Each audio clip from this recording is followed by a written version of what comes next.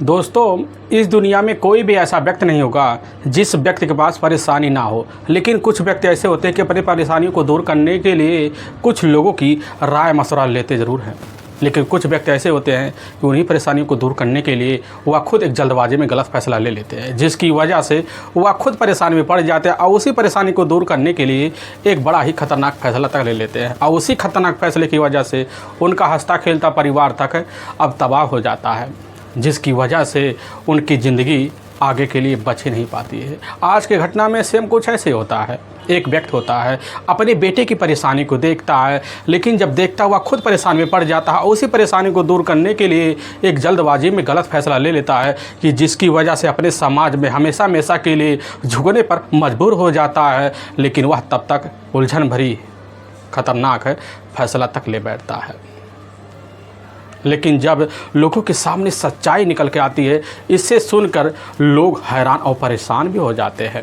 आखिर क्या था इस घटना में, इस घटना में क्या हुआ, इस घटना की आप पूरी तह तक सच्चाई जानने के लिए इस वीडियो को आप लास्ट तक ज़रूर देखिएगा। नमस्कार दोस्तों, मैं प्रदीप कुमार आपको स्टडी बात चैनल पे मैं स्वागत करता हूं। दोस्तों आज की यह जो सच्ची घटना है, यह घटना सुनाने से पहले मैं आपसे एक छोटा सा रिक्वेस्ट करता हूं, क्योंकि आप अगर चैनल पर नए हो, पहली बार आए हुए, तो एक बार जाकर अपने इन्हीं प्यारे हाथों से आप इस चैनल को सब्सक्राइब ज़रूर कर लीजिएगा, ताकि आपकी वजह से इंपॉर्टेंट उठने के नाते यह जो वीडियो है काफ़ी लोगों तक अब पहुंचाया जा सके। दोस्तों आज की यह जो सच्ची घटना है, यह घटना है ठीक छत्तीसगढ़ प्रदेश और साथ में मध्य प्रदेश का ही जाना माना सटा हुआ एक ज़िला पड़ता है, शहडोल ज़िला। और ठीक उसी का ही एक व्यवहारी कस्बा भी पड़ता है, और ठीक उसी में ही एक खमडा गांव पड़ता है। उसी गांव में एक ऐसी घटना हो जाती है जिस घटना को सुनकर लोग हैरान और परेशान हो जाती है। मैं बात कर रहा हूँ ठीक 25 मार्च का ही। अब सुबह सुबह का टाइम होता है, तो खमडा गांव के एक जाने माने किसान होते हैं, मौके पर अपने बाग में देख रेख के लिए वह निकल जाते हैं। लेकिन जैसे साइड में जाते हैं तो एक जो होता है ऊंचा मेड़ होता है, उसी के साइड में एक जो होता है झाड़ी होता है। उसी झाड़ी में जो नज़ारा देखते हुआ किसान तुरंत ही वही चीख पड़ते हैं, तो चीख की आवाज़ जो होता है काफ़ी लोगों के कान में पहुँच जाती है, तो काफ़ी लोग इकट्ठा हो जाते हैं। लेकिन वहाँ पर वह नज़ारा देखकर पूरी तरह से सकपका जाते हैं, क्योंकि वहाँ पर एक महिला की डेड बॉडी पूरी तरह से खून से लथपथ अवस्था में अब पड़ी होती है। और तुरंत इसकी जो सूचना होता है वहाँ के मुखिया को दिया जाता है, और मुखिया जब खबर पाते हैं वह भी उसी जगह पहुँचते हैं, और उन्हीं के द्वारा इसकी सूचना जो होता है अब बेहोरी पुलिस थाने में दे दिया जाता है। उसी वक्त वहाँ के थाना जो इंस्पेक्टर होते हैं अब सुदीप सोनी, वह भी खबर पाते हैं, पूरी जानकारी लेते हैं, और लेने के बाद उसी वक्त अपने दल बल टीम को लेकर घटनास्थल की तरफ रवाना हो जाते हैं। लेकिन जैसे ही अब खमंडा गांव की तरफ बढ़ते हैं तो पता चलता है गांव के बाहर जो होता है उत्साहवर्धक लोगों की भीड़ लगी हुई है। काफ़ी लोग जैसे लग रहा होता है कि पुलिस की आने का इंतजार कर रहे होते हैं, और लालसाबाद पुलिस की जिप्सी के पास और पहुँच जाते हैं, उनको हाथ से के इशारा देते हैं, और देने के बाद जो होता है उसी वक्त अब थाना इंस्पेक्टर सुदीप सोनी जो होते हैं अब उसी आम के बाग में पहुंच जाते हैं। देखते हैं कि एक झाड़ी है, और ठीक उसी झाड़ी के ही बगल जो होता है एक महिला की डेड बॉडी पूरी तरह से खून से अब लथपथ अवस्था में पड़ी होती है, जिसकी उम्र लगभग 24 से 25 साल के इर्द गिर्द होता है। लेकिन उस महिला के जो कपड़े होते हैं पूरी तरह से फटे सटे होते हैं कि मानो शरीर पर कपड़े है ही नहीं। लेकिन शरीर पर काफ़ी नाखूने के निशान भी होते हैं, गले पर काफ़ी गहरे गहरे कटे घाव के निशान होते हैं। पुलिस की टीम जब पहली नज़र में देखती है, देखने के बाद अंदाज़ा लगा बैठती कि बस करो, इस महिला के साथ काफ़ी गलत काम हो चुका है। पुलिस की जो टीम होती है तौर तरीके से अपने हिसाब से घटनास्थल का अब निरीक्षण करते हैं, लेकिन गाँव के जो लोग होते हैं वहीं खड़े होकर तरह तरह की बातें कर रहे होते हैं। अब थाना इंस्पेक्टर सुदीप सोनी जो होते हैं उन लोगों के चेहरों को बड़े ध्यान से देखते हैं, और जब देखते हैं तो उनको समझ में आ जाता कि बस करो, इस महिला की शिनाख्त तो हो चुकी है। पुलिस की जो टीम होती है वहीं खड़े व्यक्तियों से जब पूछताछ करती है तो उन्हीं व्यक्तियों के द्वारा पता चलता है कि इस महिला का नाम अब नीतू ठाकुर है। इस गांव के रहने वाले एक जाने माने किसान हैं बाबूलाल राठौर। उन्हीं का अपना ही एक बेटा होता है राम जी राठौर, उसी की अपनी पत्नी है यही नीतू राठौर। पुलिस की टीम को जैसे शिनाख्त के बारे में जानकारी मिलती है, अब जानकारी मिलने के बाद उसी वक्त जो होता है इसकी सूचना अपने से बड़े अधिकारी और साथ में फोरेंसिक टीम को भेजवा देते हैं। पुलिस की जो टीम होती है घटनास्थल से सर्च करना शुरू कर देती है, तो करने के बाद पुलिस के हाथ कोई ऐसा अहम सुराग नहीं लगता ताकि पुलिस को ऐसा लगे कि इसी हथियार से जो होता है इस महिला की बेरहम तरीके से हत्या की गई है। पुलिस की जो टीम होती है वहीं महिला के बॉडी को पंचनामा करती है और करने के बाद उठाकर अपने ही नज़दीकी सरकारी अस्पताल में अब पोस्टमार्टम के लिए अब भेजवा देती है। तभी उसी वक्त जो होता है कुछ अज्ञात लोग होते हैं जो पुलिस के सामने अब तरह तरह की बातें करते हैं, लेकिन पुलिस की जो टीम होती है इस केस को सुलझाने के लिए अपने हिसाब से राय मशवरा तक वहाँ से लोगों से ले लेती है। पुलिस के सामने काफ़ी चौंकाने वाली बात भी निकल के आ जाती है। तो पता चलता है कि इस गाँव के जो रहने वाले जो किसान हैं बाबू लाल, उन्हीं का अपना खेत जो होता है कुछ दूर पर ही पड़ा हुआ है, लेकिन उनके खेत में काफ़ी सारे फसलें जो होते हैं जानवरों के निवाले बन चुके हैं, जिसकी वजह से वह परेशान होते हैं और उसी परेशानी को दूर करने के लिए गांव के बाहर अपने खेत में एक झोपड़ी डालते हैं और उसी झोपड़ी में उनका रोज़ का सोना होना होता है। और इधर उनका जो अपना बेटा होता है राम जी घर में रहता ज़्यादातर, क्योंकि वह जो होता सीधा का सीधा देखा जाए शारीरिक तौर पर मंदबुद्धि होता है, ना उसे अपना परिवार का चिंता रहता है ना अपने पत्नी का।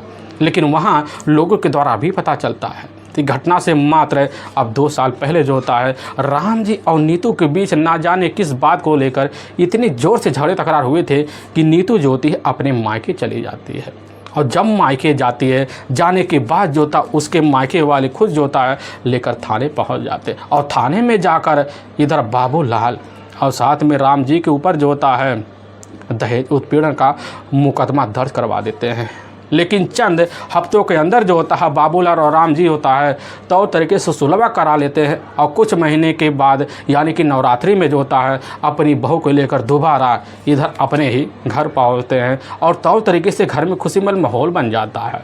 लेकिन कुछ महीने जब बीतते हैं दोबारा घर में और नीतू और राम जी के बीच झगड़े तकरार होने लग जाते हैं। पुलिस का शंका बढ़ जाता है कि बस करो इस घर में हत्या का जो राज है वह इसी घर में छुपा हो सकता है। इसीलिए पुलिस की जो टीम होती है अब उसी वक्त जाती है सबसे पहले। अब रामजी राठौर के पास जब पहुंच जाती है पुलिस की टीम, उसके सामने जब सवाल करती है तो राम जी एक तो मनबुद्धि होता है और मनबुद्धि होने के नाते जो होता है पुलिस को सवालों को वह न समझ पाता है ना सोच पाता है, अपने मन मुताबिक बातों को बोलते चला जाता है। अब थाना इंस्पेक्टर सुदीप सोनी जब बात को सुनने के बाद समझ जाते हैं कि हमें कोई फ़ायदा नहीं है राम जी के सामने इस तरह सवाल दागने का।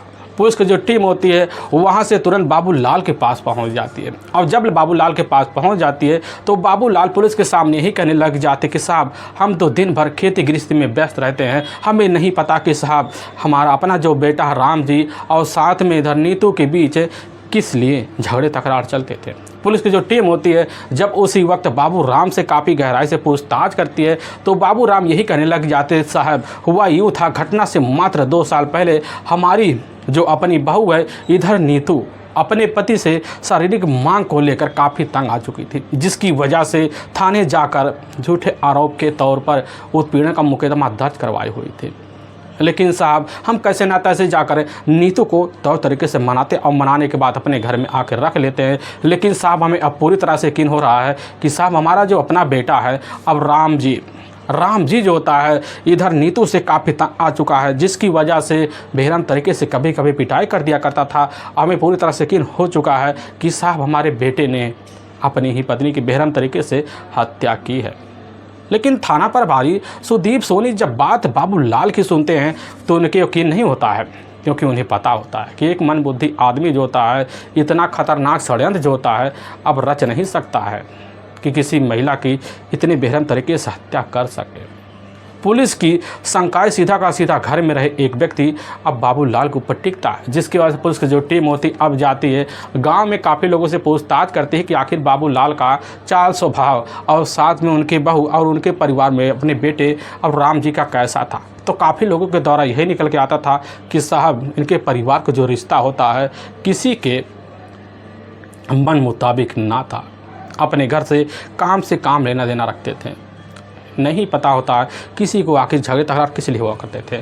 पुलिस की जो टीम होती है काफ़ी असमंजस में पड़ जाती, वह भी जानना चाहती थी कि आखिर जो अगर नीतू के साथ गलत काम हुआ है तो नीतू के करीबी किससे थी, आखिर उसका खेत में जाने का क्या कारण था। पुलिस के सामने यही सब उलझन बन जाती है। लेकिन तभी पुलिस के सामने जो होता है अब नीतू का पोस्टमार्टम तक हो जाता है। होने के बाद पुलिस की जो टीम होती है उसी वक्त नीतू के बॉडी को उसके मायके वालों को अब सौंप देती है। सौंपने के बाद पुलिस की टीम उसी वक्त जब नीतू के पोस्टमार्टम की रिपोर्ट को देखती तो पता चलता है कि नीतू की जो मौत हुई है वह मौत शरीर से खून बहने की वजह से हुई है। पुलिस की टीम समझ जाती है कि बस करो, नीतू का हत्यारा कोई बाहरी व्यक्ति नहीं हो सकता है, बल्कि नीतू का हत्यारा कोई करीबी हो सकता है। पुलिस की टीम काफ़ी सारे सवाल भी आ जाते हैं कि आखिर उनके घर में कोई भी व्यक्ति देखा जाए तो नीतू का अपना करीबी दुश्मन तो नहीं हो सकता है, क्योंकि राम जी जो होता है एक मंदबुद्धि है, वह तो अपनी दुनिया में अब मगन है। आखिर वह किसी का भला बुरा क्यों सोचेगा। पुलिस के सामने अब यही रह जाता कि बस करो एक बार बाबूलाल के ऊपर निगाह दौड़ा जाए। लेकिन पुलिस की टीम अपने हिसाब से जाती है, मुखबिरों के द्वारा व्यवस्था कर इस केस को सुलझाने के लिए तौर तरीके से अब प्रयास करती है, काफ़ी लोगों से जाकर पूछताछ करती है। लेकिन इधर जो होता है अब नीतू के हत्यारे के बारे में पुलिस को कोई सुराग नहीं मिल पाता है। इसीलिए पुलिस की जो टीम होती है बड़े अधिकारी को सूचना भेजवाती है और बड़े अधिकारी जो होते हैं एक्शन में आते हैं। एक्शन में आने के बाद जो होता है एक महिला कांस्टेबल काफ़ी तेज तर्रार होती है, काफ़ी चंचल भी होती है, और उसी वक्त जो होता है उस महिला इंस्पेक्टर को जो होता है नियुक्त कर दिया जाता है इस केस को सुलझाने के लिए। महिला इंस्पेक्टर जो होती है उसी वक्त केस को सुलझाने के लिए एक साधारण पोशाक में जो होता है अब खामंडा गांव में पहुंच जाती है और काफ़ी महिलाओं के साथ जो होता है तौर तरीके से व्यवहार करती है। तभी कुछ महिलाओं के द्वारा उन्हीं के सामने एक चौंकाने वाली जानकारी निकलता है। तो पता चलता है कि बाबूलाल की अपनी जो पत्नी है असल में नीतू का अपना परिवार जो होता है बड़े ही गरीबी से जूझ रहा होता है। उसी गरीबी से जूझने के लिए नीतू जो होती है वह भी सोच बैठती कि हमें भी मेहनत मजदूरी करना चाहिए, जिसकी वजह से नीतू साहब बाहर जाकर लोगों के गांव में खेतों में मेहनत मजदूरी करती थी। लेकिन होता यूँ है कि ठीक जो होता है 24 और 25 मार्च शाम का जो टाइम होता है, शाम के टाइम में नीतू गांव के कुछ महिलाओं के साथ अपने गांव की तरफ जा रही होती है। तभी उसको ध्यान आता है अपने ससुर अब बाबूलाल का। अब उसी वक्त महिलाओं से बोलकर अपने ससुर अब बाबूलाल के खेत में पहुंच जाती है। अब पुलिस के सामने अब इधर मुखबिर जो होती हैं महिला इंस्पेक्टर के द्वारा जब यह सूचना मिलता है पुलिस की टीम समझ जाती है कि मामला क्या है। अब उसी वक्त यानी कि 72 घंटे के अंदर जो होता पुलिस की टीम जाती है बाबूलाल को अपने कस्टडी में लेती है और लेने के बाद थाने पहुंच जाती है। और जैसे थाने में पहुंचती तो बाबूलाल पुलिस को जब देखता है सकबकास आ जाता है। पुलिस की टीम जो होती है सबूतों के बिना पर उसके सामने अपने हिसाब से अब ग्रंथि वाली बात रखना शुरू कर देती है। कहने लग जाती है कि दुनिया में जो जैसा कर्म करता है उसको सेम वैसा ही फल मिल जाता है, और जो जैसा ही किया है उसको वैसा ही भरना भी पड़ेगा। काफ़ी सारे इधर मन घड़ंत बात जो होते हैं वहाँ थाना इंस्पेक्टर अब इधर बाबूलाल के सामने रखने शुरू करते, क्योंकि बाबूलाल को उम्र होता है लगभग इधर 56 साल के आसपास होता है। आसपास होने की वजह से अब ज़्यादा से ज़्यादा वह ग्रंथि बातों पर विश्वास करने लग जाते हैं। उनको भी लगने लग जाता कि हमने जो कर्म किया है उसका फल आगे चलकर या तो हमारे बच्चों को या तो हमें मिलेगा। यही सब सोच साच कर उसी वक्त बाबूलाल टूट जाते हैं और अपनी बहू नीतू राठौर की हत्या का जुर्म अब कबूल कर लेते हैं। लेकिन पुलिस के सामने जो होता है उसी वक्त खेत में जाते हैं और जाने के बाद नीतू का साड़ी और साथ में अपना चप्पल जो खून से लथपथ होता है पुलिस के हवाले कर देते हैं। लेकिन बाबूलाल पुलिस के सामने जो हृदय विदारक सच्चाई रखते हैं, इसे सुनने के बाद लोगों का जो कलेजा होता है दोस्तों वह थर्रा जाता है। असल में बाबूलाल के अपने जो माता पिता होते हैं, माता पिता एकदम मध्यवर्गीय परिवार के होते हैं। परिवार में काफ़ी ज़्यादा मजबूरी होती है कि इधर जो होता है बाबूलाल समय के हिसाब से पढ़ नहीं पाता है, और ना पढ़ पाने की वजह से इतना परेशान हो जाता है कि उसी वक्त मेहनत मजदूरी करना शुरू कर देता है। लेकिन कुछ साल बाद जो होता है इधर बाबूलाल की जो शादी होती है तौर तरीके से हो जाती है। होने के बाद जो होता है अब समय गुजरता है, लेकिन समय के हिसाब जो होता है अब बाबूलाल के परिवार में एक नवयुवक बेटा आता है, और उसी बेटे का नाम अब रामजी राठौर रखते हैं। लेकिन कुछ साल जब गुजरते हैं, कुछ साल बीतने के बाद जो होता है अब इधर राम जी की जो हालत होती है उस हालत को देखकर बाबूलाल के होश हवास उसी समय खो बैठते, क्योंकि बाबूलाल को उस समय पूरी जानकारी मिल जाता है कि हमारा जो अपना बेटा होता है राम जी राठौर पूरी तरह से मन बुद्धि है। उसी वक्त उनको लगने लग जाता है कि अब हमारे दुखों का पहाड़ चालू हो चुका है। लेकिन समय कैसे न तैसे गुजरता है, और जब कैसे न तैसे गुजरता तो उसी वक्त इधर बाबूलाल की जो अपनी पत्नी होती है एक बीमारी से जूझ पड़ती है, जिसकी वजह से हमेशा हमेशा के लिए इस दुनिया को छोड़ के चली जाती है।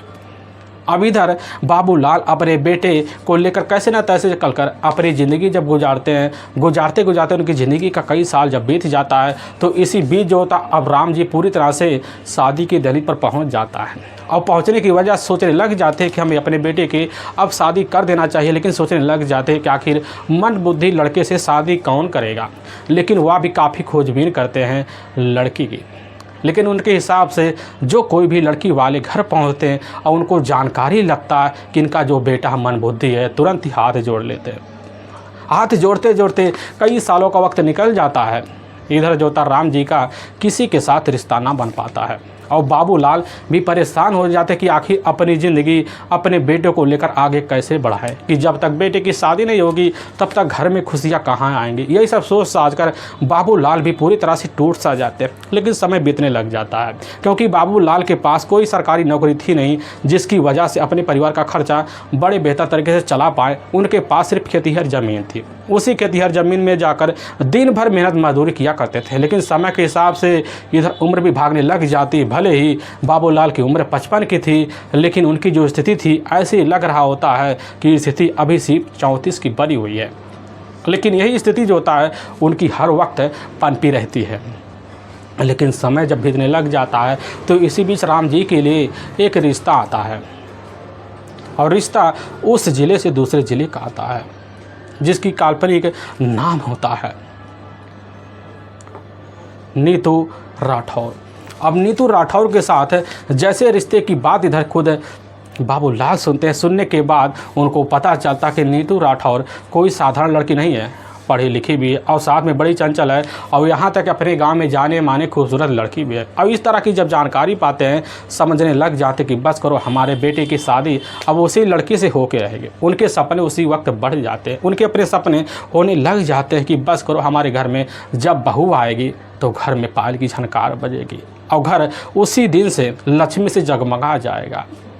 अब बहू के लिए हम तौर तरीके से गहने लेंगे, तौर तरीके से उनके ख्वाब बढ़ते चले जाते हैं। एक ऐसे ख्वाब होते हैं जो उनके ख्वाब काफ़ी वर्षों से पड़े होते हैं। लेकिन दूसरी तरफ जब राम जी के लोगों के बारे में पता चल जाता है कि आखिर जो होता राम जी की शादी एक खूबसूरत लड़की से होने जा रही है, तो लोग सोचने लग जाते कि आखिर मन बुद्धि की लड़की की शादी इतनी खूबसूरत लड़की से कैसे हो सकती है। लोग सोचने पर मजबूर हो जाते हैं, लोग तरह तरह की बातें करते हैं। लेकिन इधर जो होता है बाबूलाल अब शादी की तैयारी में कोई कसर भी नहीं छोड़ते, अपने हिसाब से अपने सपनों के हिसाब से बारात लेकर पहुंचते हैं और तौर तरीके को नीतू को लेकर इधर अपने ही घर पहुंच जाते हैं।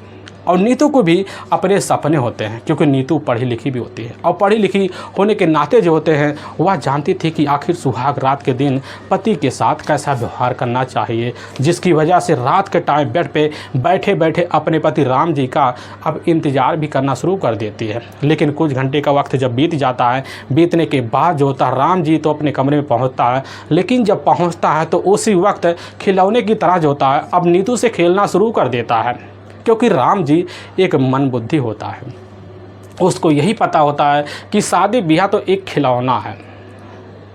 राम जी को कोई लेना देना नहीं होता कि आखिर आज हमारी सुहाग रात है, लेकिन नीतू को पता होता है कि सुहाग रात के दिन आखिर हमें अपनी खुशियाँ कैसे बटोरना चाहिए, जिसकी वजह से नीतू उसी वक्त अपने कुल प्रभाव जो होते हैं दिखाने की कोशिश भी करती है। लेकिन इधर जो होता मन बुद्धि होने के नाते राम जी उस समय सिर्फ खिलौने की तरह समझकर पूरी तरह से कमरे में खेलना शुरू कर देता है।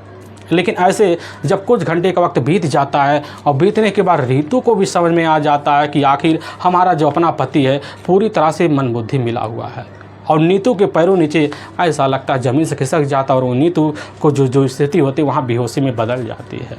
और जैसे ही होश आती है, होश आने के बाद अपने परिवार और अपनी मजबूरियों को मौके पर समझती है। लेकिन समझने के बाद जो होता है, दूसरे दिन का जब वक्त आता है, दूसरे दिन भी कोशिश करती है कि अपने पति के साथ सुहाग रात वाले अब कारनामे किए जाए। लेकिन ऐसे वक्त बीतते बीतते कई महीनों का वक्त बीत जाता है, लेकिन नीतू का जो सुहाग रात होता है वह रिश्ते में ना बदल पाता, जिसकी वजह से समय के हिसाब से ज़िंदगी अपने हिसाब से नीतू तो बिताती है, लेकिन समझ जाती है कि हमारा जो परिवार है आखिर इस घर में है, कैसे ना तैसे चलकर हमें ज़िंदगी जीना पड़ जाएगा।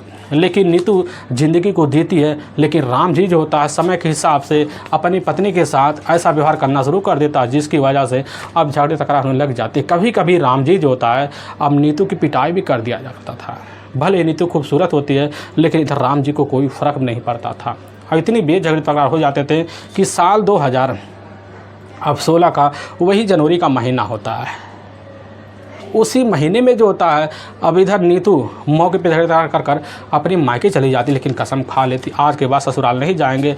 और उसके मायके वाले जो होते थाने पहुंच जाते। पहुंचने के बाद बाबू लाल और साथ में राम जी के ऊपर जो होता है दहेज उत्पीड़न का मुकदमा दायर करवा देते हैं।